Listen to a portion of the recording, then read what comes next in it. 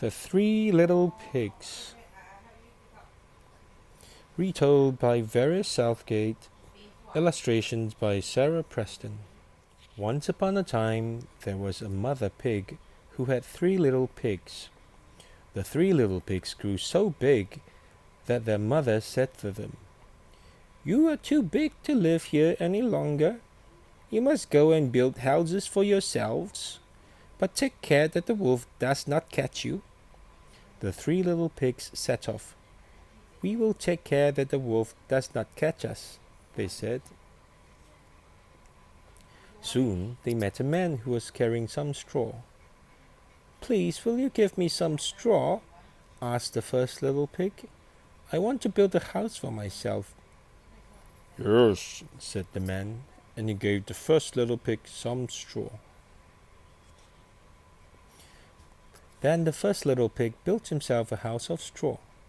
He was very pleased with his house. He said, "Now the wolf won't catch me and eat me." "I shall build a stronger house than yours," said the second little pig. "I shall build a stronger house than yours too," said the third little pig. The second little pig and the third little pig went on along the road. Soon they met a man who was carrying some sticks. "Please, would you give me some sticks?" asked the second little pig. "I want to build a house for myself." "Yes," said the man, and he gave the second little pig some sticks. Then the second little pig built himself a house of sticks. It was stronger than the house of straw. The second little pig was very pleased with his house. He said, "Now the wolf won't catch me and eat me." "I shall build a stronger house than yours," said the third little pig. The third little pig walked on along the road by himself. Soon he met a man who was carrying some bricks.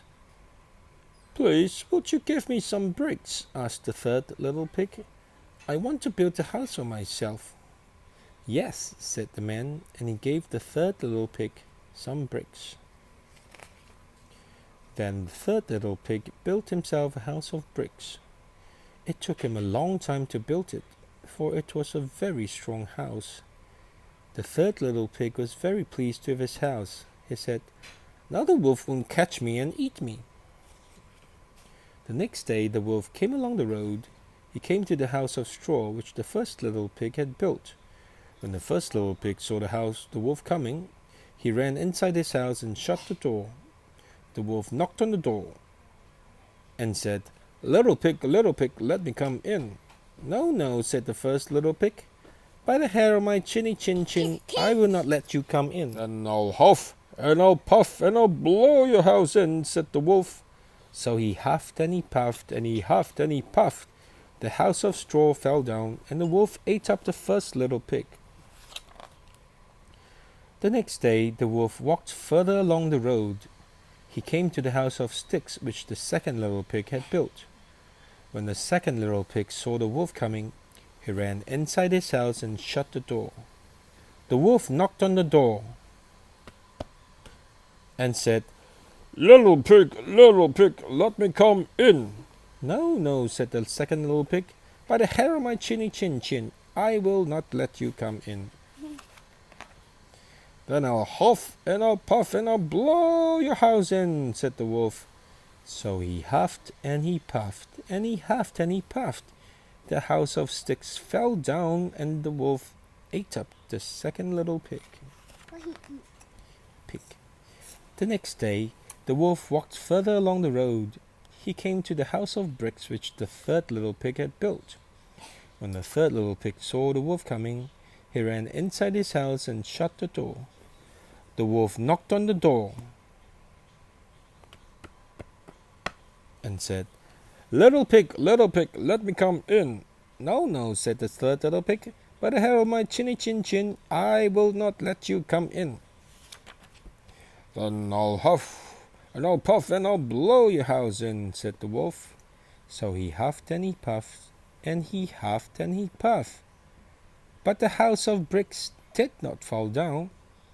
The wolf was very angry, but he pretended not to be. "Little pig," he said, Be ready at 6 o'clock in the morning, and I will take you to Farmer Smith's field. We shall find some nice turnips for dinner." "Very well," said the third little pig. But he was a clever pig. He knew that the wolf just wanted to eat him. So the next morning, the third little pig set off for Farmer Smith's field at 5 o'clock. He filled his basket with turnips. Then he hurried home before 6 o'clock. At 6 o'clock, the wolf knocked on the little pig's door. "Are you ready, little pig?" he said. "Oh, I've been to Farmer Smith's field," said the little pig. "I filled my baskets with turnips, and they are now cooking for my dinner." The wolf was very angry, but he pretended not to be. Then the wolf said, "Be ready at 5 o'clock in the morning, and I will take you to the Farmer Brown's apple trees. We will pick some red apples." "Very well," said the third little pig. Next morning, the little pig set off at 4 o'clock. He found the apple tree. He was up in the tree picking apples when the wolf came along. The little pig was very frightened, but he pretended not to be.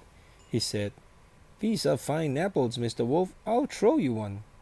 He threw down an apple, but it rolled away down the road. The wolf ran after it. Then the little pig jumped down from the tree. He ran all the way home and shut his door quickly.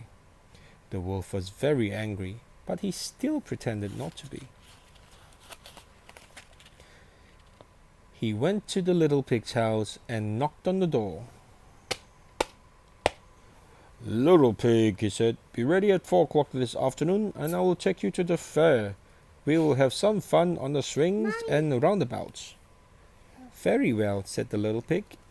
At 2 o'clock, the little pig set off for the fair. He had great fun riding on the swings and roundabouts. Then he bought himself a butter churn. It looked like a big barrel. As the little pig was coming home, he saw the wolf coming up the hill. The little pig was very frightened, so he jumped inside his butter churn. The butter churn began to roll over and over down the hill. It rolled faster and faster. It knocked the wolf down. The wolf was so frightened that he ran away as quickly as he could. The little pig jumped out of his butter churn and carried it home. The next day the wolf came and knocked on the little pig's door. He said, "Little pig, I did not go to the fair yesterday. A great big thing came rolling down the hill and knocked me over." "Ha ha ha," said the little pig. "That was me inside my butter churn." When the wolf heard this, he was very, very, very angry indeed. He said, little pig, I'm going to eat you up. I'm going to climb down your chimney to get you." The little pig was very frightened, but he said nothing. He put a big pot of water on the fire to boil. The wolf climbed onto the roof. Then he began to come down the chimney. The little pig took the lid from the pot. Into the pot fell the wolf, and with a big splash, that was the end of the wolf, and the third little pig lived happily ever after. The end.